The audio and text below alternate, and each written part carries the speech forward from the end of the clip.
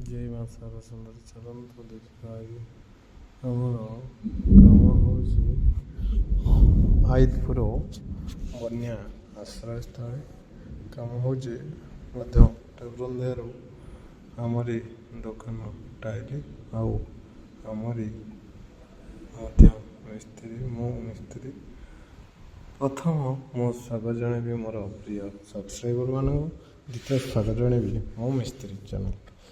ଦେଖନ୍ତୁ, ମୋର ଏଠି ପ୍ରଥମତଃ କହିବାର ଉଦ୍ଦେଶ୍ୟ ହେଉଛି ଯଦି କେହି ଭାଇମାନେ ହୁଅନ୍ତୁ କି ଭଉଣୀମାନେ ହୁଅନ୍ତୁ ଘର କରିଦେଇଛନ୍ତି, ଆଗରୁ ତଳ ମେଜିଆ କରିଦେଇଛନ୍ତି, କିନ୍ତୁ ଯଦି କରିଛନ୍ତି ଟାଇଲ ପକାଇବାକୁ ପୁଣି ଇଚ୍ଛା କରୁଛନ୍ତି। କାହିଁକି ଇଚ୍ଛା କରୁଛନ୍ତି? ସେତେବେଳେ ଆର୍ଥିକ ସମସ୍ୟା ଥିଲା, ଏବେ ଆର୍ଥିକ ଅବସ୍ଥା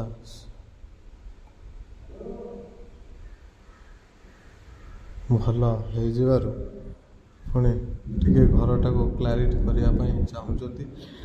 ଟାଇଲ ପକାଇବେ କିମ୍ବା ଗ୍ରାନାଇଟ୍ ପକାଇବେ କିମ୍ବା ମାର୍ବଲ ପକାଇବେ। କ୍ଲାରିଟି କରିବାକୁ ହେଲେ ଏଇ ତିନିଟା ଜିନିଷକୁ ନିହାତି ପକାଇଲେ ହିଁ କ୍ଲାରିଟି ହେବ। କରନ୍ତୁ, ମନା ନାହିଁ। କିନ୍ତୁ ଯେଉଁମାନଙ୍କର ମେଜିଆ ହେଇଯାଇଛି ଆଉ ରସ ଦିଆ ହେଇଯାଇଛି, ଏଇଭଳିଆ ଟିକେ ଚିପିଂ କରନ୍ତୁ ବା ଖଣ୍ଡିଆ କରନ୍ତୁ। ଯଦି ଆହୁରି ଭଲ କରିବାକୁ ଚାହୁଁଛନ୍ତି, ଯେଉଁ ଆମର ଢଳେଇଟା ପଡ଼ିଥିବ ସେ ଢଳେଇ ଉପରୁ ଯେଉଁ ଟିକେ ପ୍ଲାଷ୍ଟର ହେଇଥିବ, ସେ ପ୍ଲାଷ୍ଟରଟା ଯଦି ସମ୍ପୂର୍ଣ୍ଣ ଭାବେ ଛଡ଼େଇ ଦେବେ ତାହେଲେ ଆହୁରି ଭଲ ହେବ। ଯଦି ନ ଛଡ଼େଇବେ ଏଇଭଳିଆ ପାଖରେ ମେସିନ୍ ସାହାଯ୍ୟରେ ଚିପିଂ କରିଦେଲେ ମଧ୍ୟ ଚଳିବ, କିଛି ଅସୁବିଧା ନାହିଁ ଆଜ୍ଞା। ଆମର ଇଞ୍ଜିନିୟର ମାନେ କହୁଛନ୍ତି, ମୁଁ କହୁନି, ଇଞ୍ଜିନିୟର ମାନେ କହୁଛନ୍ତି। ଇଞ୍ଜିନିୟରଙ୍କ ମାନଙ୍କ ପାଖରେ ମୁଁ କାମ କରି ଆସିଛି। କଳିଙ୍ଗ ଷ୍ଟାଡ଼ିୟମ୍ ଯେତେବେଳେ ହକି ଖେଳ ହେଉଥିଲା, ସେଇ ସମୟରେ ମୁଁ କାମ ନେଇଥିଲି କଳିଙ୍ଗ ଷ୍ଟାଡ଼ିୟମ୍। ହଁ, ସେଇ ସମୟରେ କଳିଙ୍ଗ ଷ୍ଟାଡ଼ିୟମ୍ କାମ ନେଇଥିଲି। ସେଇ କାମ କରିବା ଭିତରେ କିଛି ମୋତେ ଶିଖିବା ପାଇଁ ମିଳିଥିଲା, ବହୁତ କଥା କିଛି।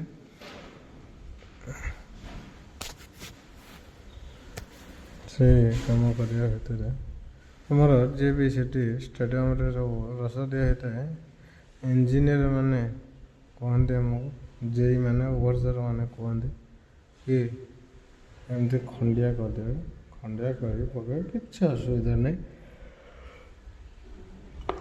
100% ଗ୍ୟାରେଣ୍ଟି ଦେବେ। ତାଙ୍କରି କଥା ମାନେ ଆମେ ତ ଚାଲିବା ନା, ଆଉ କିଛି ଅଛି କି ତା ବ୍ୟତୀତ? ସେଇ ଅନୁସାରେ କାମ ଆମେ କରୁଛୁ। ତେଣୁକରି ଯେଉଁ ଭାଇ ଭଉଣୀମାନଙ୍କର ଏଇଭଳିଆ ରସ ଦିଆ ହେଇଛି, ଏମିତି ଚିପିଂ କରନ୍ତୁ, ନହେଲେ ହୁଏତ ଟୋଟାଲି ଛଡ଼େଇ ଦିଅନ୍ତୁ। ଆରାମସେ ଭଲସେ ରସ ପାଣି କରି ତଳ ପୁରା ଫ୍ଲୋର୍ ଗୁଡ଼ାକ ପହଁରାରେ ପୁରା ଖରକନ୍ତୁ, ସବୁଆଡ଼େ ଲାଗିବା ଦରକାର। ଯାହା ରସ ଦେଇ ତାପରେ ମସଲା ଖେଳାନ୍ତୁ। ମସଲା ଖେଳିକି ଲେବୁଲ୍ ମାରି ତା ଉପରେ ରସ ଦେଇ ଟାଇଲ ପକାନ୍ତୁ, କିଛି ଅସୁବିଧା ହେବନି। ମୁଁ ନିଜେ ମିସ୍ତ୍ରୀ, ମୁଁ ନିଜେ ଉପଭୋକ୍ତା, ବର୍ଷ ଧରି ଉପଭୋକ୍ତା। ଆଜି ଆସି ଦେଖି ଆସିଲିଣି, କାମ ହେଇଛି, କିଛି ବି ଅସୁବିଧା ନାହିଁ। ଯଦି କରିଛି ତାକୁ ଦେଖିବାକୁ ଯାଇଛି ବି ମଧ୍ୟ ଫିଜିକାଲ ଉପରେ, କିଛି ଅସୁବିଧା ହେଇନି। ଆଉ ଟାଇଲ ପଡ଼ି ସାରିଲା ପରେ ଯଦି ପାଣିଟା ନଦେବେ ଆଜ୍ଞା, ଜୀବନ ସିମେଣ୍ଟର ଜୀବନ ପାଣିରେ ହୋଇବ ସିମେଣ୍ଟ ପଥର। ତେଣୁକରି ସେଇ ହିସାବରେ କାମ କରିବେ, ପାଣି ଦେବେ। ଅଳ୍ପ ମସଲା ସିମେଣ୍ଟ ଦିଆ ହେଇକି ଭାଗରେ ହେଇଥାଏ, ପାଣି ଯଦି ସଫିସିଏଣ୍ଟ ଦେବେ କାମ ପୁରା ପଥର ହେବ, କିଛି ଅସୁବିଧା ହେବ। ରହିଲେ ଆଜ୍ଞା, ନମସ୍କାର, ଜୟ ଜଗନ୍ନାଥ। ଯଦି କାମ ଭଲ ହେଇଥାଏ ଆଜ୍ଞା, ଯଦି ମୋ କହିବାର ପାର୍ଥକ୍ୟତା ଭଲ ହେଇଥାଏ, ନିହାତି କମେଣ୍ଟ ମାଧ୍ୟମରେ ଆପଣଙ୍କର ମତାମତ ରଖିଲେ ମୋତେ ଖୁସି ଅନୁଭବ ହେବ। ରହିଲି ଆଜ୍ଞା, ନମସ୍କାର।